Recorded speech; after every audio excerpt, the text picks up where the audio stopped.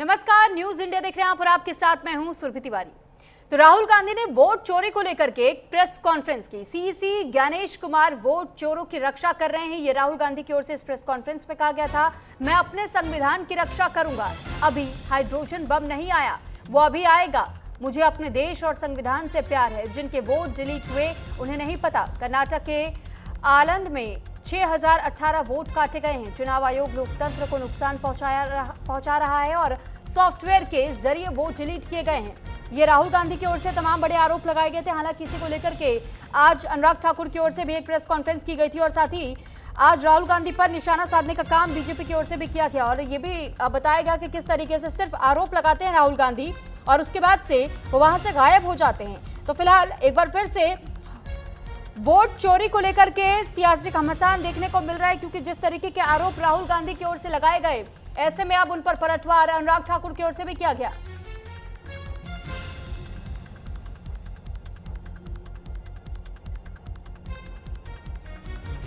तो देखिए, इस मामले को लेकर के अलग अलग तरीके से प्रतिक्रियाएं सामने आई हैं, चाहे वो सत्ता पक्ष के लोग हो या विपक्षी दलों के लोग, और सभी ने किस तरीके की प्रतिक्रियाएं जाहिर की हैं वो आपको सुनवा देते हैं। राहुल गांधी संविधान समझते हैं। सुप्रीम कोर्ट गए ना, सुप्रीम कोर्ट ने सब दिशा निर्देश किया ना, कोई स्टे किया क्या?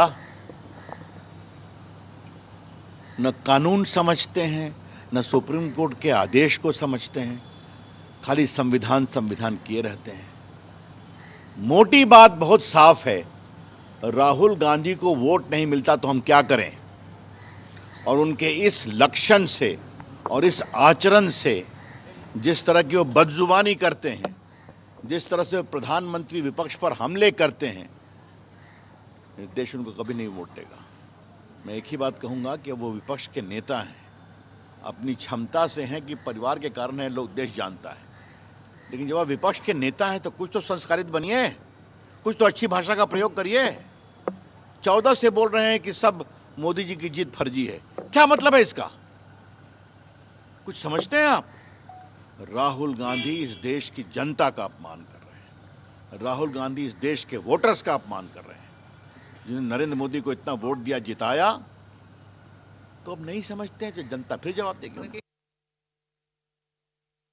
राहुल गांधी जी के पास बस ये नेगेटिविटी बची है, सारा दिन झूठ बोलते हैं। पहले कहते हाइड्रोजन बम आएगा, ये क्या इसको हाइड्रोजन बम बोलते हैं? फिर कहते हैं नहीं यार मेरा बम तो फुस हो गया।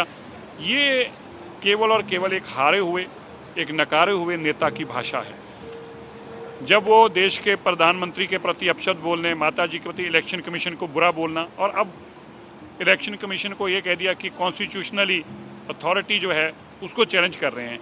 अपनी हार के पीछे इतने लोगों को कटघरे में खड़ना, इतने लोगों को अगर एक ही बात कह देते कि भाइयों आपने मुझे हरा दिया है, मुझे फिर मौका देना, मैं अच्छे काम करूंगा, मेरी पार्टी अच्छे काम करेगी, गलती है तो माफ़ कर दो, इसी से ही काम चल जाता। लेकिन सभी को पहले कहा हाई कोर्ट गलत, फिर कहा सुप्रीम कोर्ट गलत, फिर कहा इलेक्शन कमीशन गलत, ईडी गलत, सीबीआई गलत। अरे भाई राहुल गांधी, गांधी परिवार के अलावा इस देश में कोई ठीक भी है? पूरे देश में आज राहुल गांधी ने जिस तरह से एक प्रेस कॉन्फ्रेंस बुलाई और जिस तरह से पूरे देश में देश की जनता को एक झूठ और गुमराह करने का कि हम हाइड्रोजन बम फोड़ेंगे एसआईआर को लेकर के, लेकिन जब उन्होंने प्रेस कॉन्फ्रेंस की तो उन्होंने कहा कि नहीं आज हम हाइड्रोजन बम नहीं फोड़ेंगे। तो इससे साफ साबित है कि जो बादल गरजते हैं वो बादल बरसते नहीं, और उनके पास कुछ भी नहीं है। हाइड्रोजन बम तो छोड़िए, फुलझड़ी के लिए भी कोई चीज नहीं है। और जो बात वो हाइड्रोजन बम की बात कर रहे हैं, उन्हें भूल जाना चाहिए कि एक तरफ कहते हैं कि हमारी मोहब्बत की दुकान है और दूसरी तरफ विनाश की और हाइड्रोजन बम की बात कर रहे हैं। और जब चुनाव आयोग उनको 7 दिन के अंदर हलफनामा देने के लिए कह रहा कि अगर वोट चोरी का कोई सबूत है, कोई अगर, तो आप हलफनामा दीजिए, नहीं तो देश से माफी मांगिए। चुनाव आयोग आमंत्रित करता है तो उनके पास कुछ है नहीं।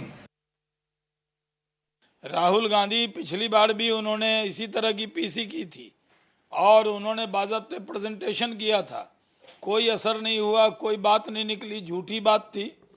अभी भी झूठ का पिटारा लेकर वो आ जाएंगे और कुछ होने वाला नहीं है। कांग्रेस पार्टी की आदत है, उन्होंने कहा था हम ऐसा बोलेंगे कि जलजला आ जाएगा पार्लियामेंट में। पार्लियामेंट तो सही सलामत है, नई पार्लियामेंट और बन गई। तो इनका बोलने से कुछ होने वाला नहीं है। ये लोग चुनाव हार जाते हैं, हार का दोष खुद नहीं लेते बल्कि चुनाव आयोग को टारगेट कर रहे हैं। राहुल गांधी अपनी हार की जिम्मेदारी से बचना चाहते हैं। उन्होंने तरीका अख्तियार कर लिया है कि हार की जिम्मेदारी चुनाव आयोग पर थोप दिया जाए, इसीलिए इस तरह की बातें करते हैं। उनकी बात में कोई दम नहीं।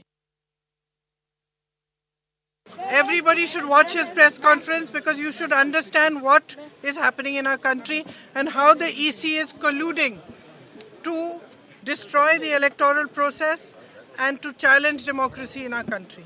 We all need to fight for democracy, we need to fight for our constitution, we need to fight for our country.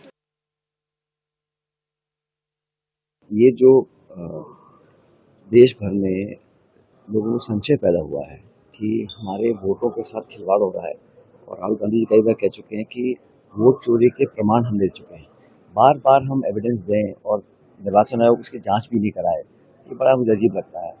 निष्पक्ष जांच हो, कमियों को सुधारा जाए, और वोटर लिस्ट जो है वो पॉलिटिकल पार्टीज़ को मिलने का एक अधिकार है, वो हमें मिलनी चाहिए ताकि वेरीफाई कर सकें। और कर्नाटक में जो वो हम सबके सामने है, उसका अभी तक ना तो उसको कोई झुठला रहा है, ना उसके खिलाफ कोई इंक्वायरी हो रही है। तो ये सारे इश्यूज देखकर हमें लगता है कि देश में लोगों के मन में भ्रांति फैल रही है। ये लोगों को लग रहा है कि संवैधानिक संस्थाएं जानबूझ के कमज़ोर उनको किया जा रहा है, और वोटों से लोगों का नाम काटा जा रहा है, जोड़ा जा रहा है, और बहुत बड़ा खिलवाड़ हो रहा है। इसके कई प्रमाण सामने आए हैं, इसलिए बड़ा चिंता का विषय है। देश भर में हम लोग वोट चोरी के खिलाफ अभियान चला रहे हैं ताकि नागरिक सतर्क रहें, अपने वोट के जो अधिकार छीनने की जो कोशिश कर रहे हैं उसको रोक सकें। एक तरफ जो है वो हाइड्रोजन बम का गोला, और दूसरी तरफ जो है वो हवाबाजी का झोला लेकर के घूम रहे हैं।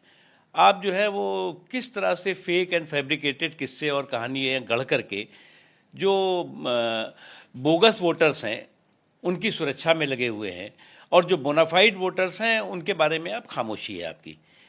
तो जिस तरह से कांग्रेस कुंठित कटुता के कबाड़ खाने में कैद होकर के जिस तरह के बकवास बहादुरी में लगी हुई है, जिस तरह से भय और भ्रम का माहौल पैदा करने में लगी हुई है, अगर उसको लगता है कि इस तरह के जो है वो बकवास बहादुरी के ज़रिए इस तरह के फेक एंड फैब्रिकेटेड किस्से और कहानियाँ गढ़ करके वो जो है वो प्रजातंत्र को जो है वो परिवार तंत्र का बंधक बना पाएगी, ये उसकी गलतफहमी है। और ये वो पार्टी कह रही है जिसने कि 5 दशकों से ज़्यादा एक छत्र राज किया है, और दशकों जो है वो अपने जो है वो बैसाखी पर सरकारें चलवाई हैं। वो पार्टी ये कह रही है कि वोट चोरी की बात।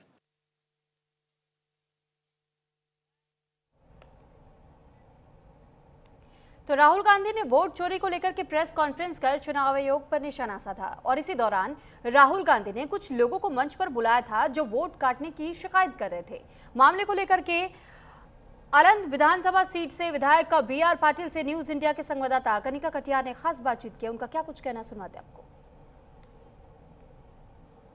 राहुल गांधी ने कर्नाटका की आनंद सीट का जिक्र किया जिसमें डिलीटेशन वोट के मामले को उठाया है। उसी सीट से 2023 में रहे विधायक है, क्योंकि राहुल गांधी जिस सीट का जिक्र कर रहे हैं आप वहां से विधायक भी हैं। 2023 में चुनाव हुआ, 2023 में चुनाव हुआ, 2025 में आकर ये सवाल खड़े किए जा रहे हैं। आखिरकार 2 साल बाद आप लोगों को क्यों याद आया कि ये हुआ है? ये कोशिश आज नहीं, मैं चुनाव जब से जीता तब से मैं कोशिश कर रहा हूँ। इसका इंक्वायरी के लिए दिया गया आनंद के DYSP को, मटेरियल नहीं मिला। फिर बाद में एडिशनल SP गुलबर्गा को दिया गया, कोई सहकार नहीं दिया। फिर बाद में COD को दिया गया, COD 18 लेटर लिखे, इलेक्शन कमीशन ने रिप्लाई नहीं दिया। इसका मतलब क्या होता है?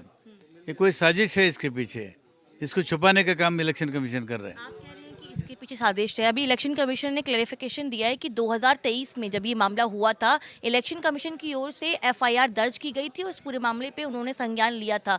तो फिर आप लोगों का ये एलिगेशन कैसा? ठीक है, इलेक्शन रिटर्निंग अफसर ही कंप्लेंट किए थे, उसके ऊपर FIR हुआ, तो इंक्वायरी चल रहे है। आपका अंडर में जो काम करते हैं रिटर्निंग अफसर, वो भी इलेक्शन कमीशन के पार्ट होता है। तो उनका जो इंक्वायरी चल रहा है, तो आप जो इन्फॉर्मेशन चाहिए एजेंसी को आप दीजिए ना। इलेक्शन कमीशन ने इन्वेस्टिगेटिंग एजेंसी को जो मटेरियल चाहिए उसको प्रोवाइड करिए, तभी इंक्वायरी शुरू हो जाएगा। मेरा एक और सवाल है पाटिल साहब, क्योंकि 2023 में चुनाव हुआ था, 2025 में हम खड़े हैं, 2 साल का वक्त निकल गया। आप लोगों को लगा कि अगर ईसीआई ने कोई कार्रवाई नहीं की तो आप लोगों ने कोर्ट का रास्ता क्यों नहीं अपनाया? आखिरकार क्यों इंतजार किया? और क्या ये प्रोपेगेंडा है राहुल गांधी और कांग्रेस पार्टी का? नहीं, राहुल गांधी सच्चाई के लिए लड़ रहे और लड़ते रहेंगे, हम उनके साथ में रहेंगे। ये कोई ये नहीं है। तो इतने साल इसलिए हुआ, हम इसके पीछे पड़े हैं और सीओडी सक्षम है इंक्वायरी करने के लिए, लेकिन सीओडी को प्रॉपर इन्फॉर्मेशन ही नहीं मिल रहा है तो इंक्वायरी क्या करेगा? 18 लेटर लिखे हैं इसके बावजूद भी, तो रिप्लाई एक भी क्यों नहीं?